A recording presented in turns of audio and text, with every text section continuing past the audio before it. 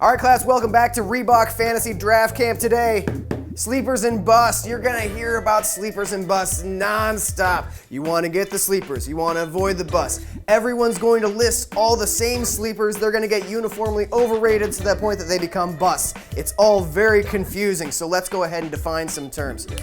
What's a bust? It's whoever the Browns trade up to get in the draft. Accurate, but not what I'm looking for. For our purposes, a bust is going to be any player, usually a high-round draft pick, who doesn't perform to the level you expect him to. Whereas a sleeper is just the opposite, a player usually in the later rounds of the draft that you get who overproduces. Pretty straightforward. A sleeper doesn't have to be an unknown player. What if you get Tom Brady in the 7th round and then the courts strike down his suspension? Boom! Tom Brady is a sleeper, just like that.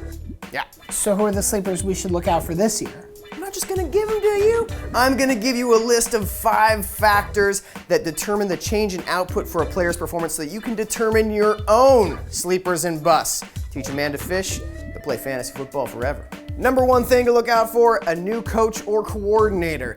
Is the new zone blocking scheme going to help or hurt the running back? Is the short passing attack that's just being implemented going to help or hurt the wide receivers or the quarterback? Does his accuracy affect that? Look at Denver with Gary Kubiak. He's coached Owen Daniels on 2 different teams, and now Daniels is stepping into the tight end position that Julius Thomas just vacated. There is potential there. Number 2, new team or a new quarterback. Just speculation, but I think CJ Spiller might catch a couple more passes from Drew Brees than he did from EJ Manuel. Same thing with Andre Johnson. He was awesome for over a decade with the Texans when his best quarterback was Matt Schaub. Now he's catching passes from Andrew Luck. Yeah. So like Julius Thomas won't be as good on the Jaguars? Well, you do the math. Julius Thomas caught 12 touchdown passes last year, and now his quarterback is Blake Bortles, who threw 11 all of last year.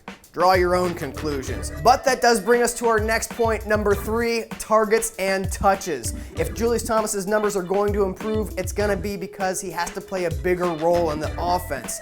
Now, every single fantasy player's performance is gonna vary some from week to week, but the single best predictor you have is targets and touches. Who's getting the ball? Now, Jimmy Graham averaged 138 targets per year over the last 4 years. Who's getting those targets for the Saints this year? Kenny Stills? Kenny Stills. I know Drew Brees has a big arm, but I didn't realize he could throw it to Miami to a member of the Dolphins. Pay attention. Number 4, consider the team. When in doubt, you want a player on a good offense. I'd rather have the 3rd wide receiver on the Packers than the 1st wide receiver on the Jaguars. Look at Jeremy Maclin. Went from one of the fastest NFL offenses to a team that threw 0 touchdowns to wide receivers in 2014. These things matter. And finally, number 5, age and usage. Who wants a 30-year-old running back? Anyone? Anyone? No, exactly. You're smarter than the Colts. Running backs tend to break down around age 30 unless they don't have a ton of career touches like your Justin Forsets. You also want to be wary of guys who've had a lot of use the previous season, like DeMarco Murray and his 400-plus touches for the Cowboys. Wait, didn't you just say consider the team? Don't the Eagles have one of the best offenses for running backs? Yeah, I did. That's what makes fantasy football so insanely difficult. You've got to figure out if DeMarco Murray is going to be a workhorse again, or if he's going to revert back to his injury-prone self, or if Chip Kelly is going to give all the goal line carries to the 3rd-string running back again. What's it going to be? Too late. Time's up. Whew. All right, class dismissed. Your homework, find me 3 sleepers. And no Martavis Bryant. Everyone's already high on him.